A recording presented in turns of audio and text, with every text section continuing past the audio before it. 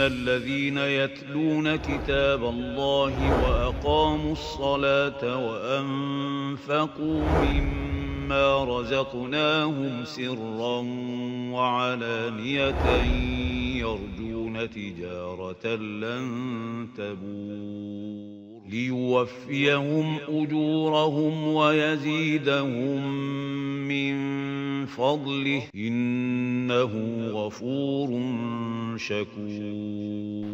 الحمد لله والصلاة والسلام على رسول الله صلى الله عليه وسلم، وبعد تذكرة بديعة في عجالة سريعة.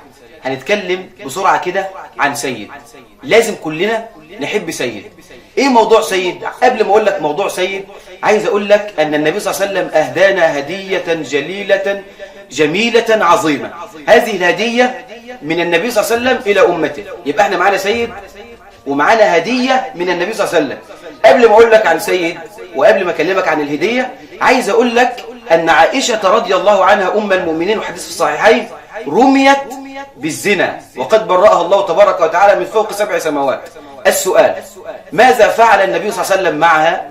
ما لطمها وما سبها وما شتمها وما عنفها، إنما نظر إليها وقال لها: يا عائشة، إن كنت ألممت بذنب فاستغفري الله وتوبي إليه، فإن العبد إذا اعترف بذنبه وتاب، خلي بالك بقى من رقم 5، تاب الله عليه. واحنا عايزين دي تاني. يا عائشة، إن كنت ألممت بذنب فاستغفري الله وتوبي إليه، فإن العبد إذا اعترف بذنبه وتاب تاب الله عليه. معك 4 شروط حتى يتوب الله تبارك وتعالى عليه.